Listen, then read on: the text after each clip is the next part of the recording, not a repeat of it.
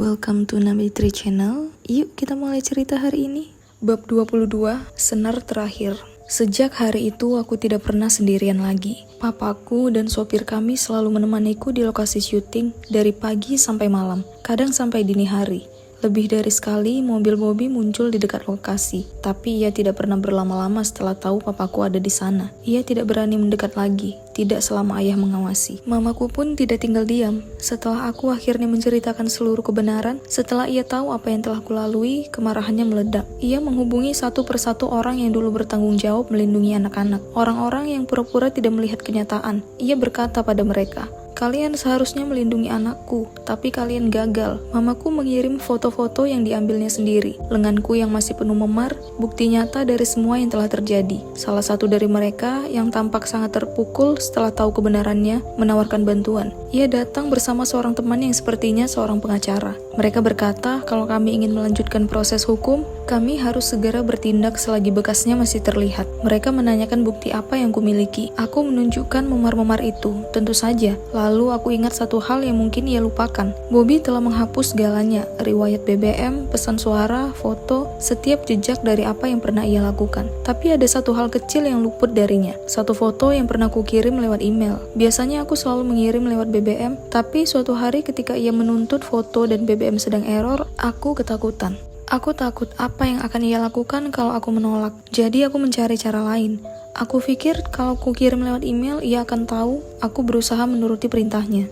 Bahwa aku patuh, bahwa masalahnya hanya teknis. Foto itu masih tersisa. Di situ aku berusia 15 tahun, tanpa busana dan menangis. Mereka melihatnya, aku menutupi bagian dadaku di layar laptop dengan jari karena malu. Tapi tanggapan mereka justru menghancurkan hatiku. Sang pengacara menggeleng pelan.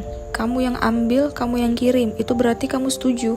Kecuali tangan dan kakimu terikat dan orang lain yang memotretnya, mungkin bisa dipertimbangkan. Tapi ini tidak. Dan karena kamu mengirim lewat email, itu bisa berbalik melawan kamu. Kamu bisa dituduh menyebar pornografi." Aku terdiam. Aku bertanya tentang memar-memar di tubuhku. Mereka berkata bukti fisik saja tidak cukup kuat. "Kamu punya video dia memukul kamu. Itu akan jauh lebih membantu." Video? Siapa yang menyiapkan kamera untuk merekam kekerasan seolah itu adegan film? Bagaimana mungkin aku tahu kapan tangannya akan terangkat? Tangannya selalu lebih cepat dari ketakutanku. Saat itu aku mulai merasa menyerah. Yang kuinginkan hanya keadilan, tapi satu-satunya bukti yang kupunya malah dijadikan senjata untuk melawanku. Mereka juga memperingatkan kalau aku ingin melapor ke polisi akan ada banyak biaya administrasi dan proses yang tidak kami sanggupi. Aku tidak punya apa-apa. Saat melarikan diri dari Bobby, aku meninggalkan semuanya. Setiap rupiah yang kuhasilkan dulu jatuh ke tangannya. Aku mulai lagi dari nol. Dan kami tidak punya cukup uang untuk bertaruh dengan harapan yang tidak pasti. Mamaku marah, tapi akhirnya ia menggenggam tanganku dan berkata, "Yang paling penting sekarang kamu selamat. Kamu sudah sama kami. Kamu bertahan."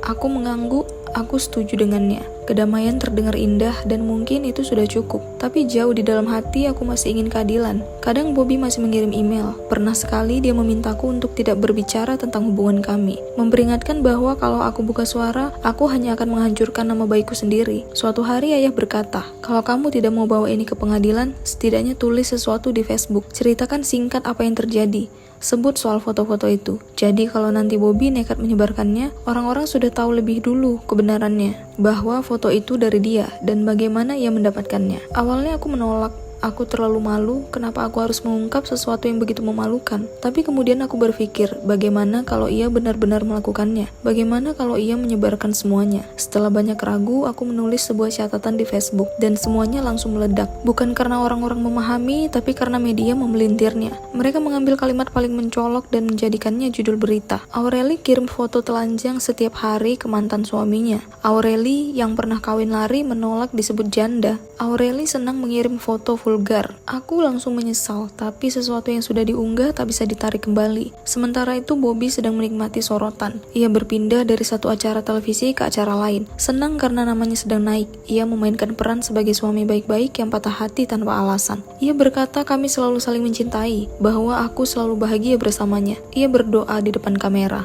Ia bilang ia sudah memaafkanku. Ia bilang ia merindukanku. Ia bahkan membawa foto-foto kami yang dulu, di mana aku tersenyum di sampingnya, sebagai bukti bahwa aku bahagia bersamanya. Suatu kali ia bahkan membawa ibunya. Wanita itu berkata aku dulu datang ke rumah mereka, memohon agar diizinkan menikahi anaknya. Ya kali, bahkan kalau yang kulamar itu John Mayer pun, aku tidak akan pernah memohon seperti itu. Aku ingin tertawa, tapi lebih dari apapun aku hanya merasa sedih melihat betapa banyak orang yang mempercayainya. Ia bahkan melakukan gimmick di acara gosip, berpura-pura dihipnotis.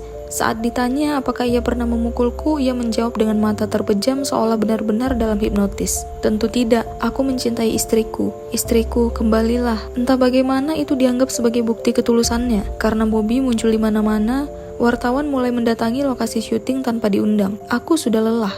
Saat mereka bertanya tentangnya, aku menjawab dengan tenang. Aku bahkan tersenyum. Senyum penuh karena aku gugup. Karena aku hanya ingin sopan pada mereka. Aku tidak pernah berlebihan seperti dia. Aku hanya ingin melanjutkan hidup. Tapi orang-orang menilainya lain.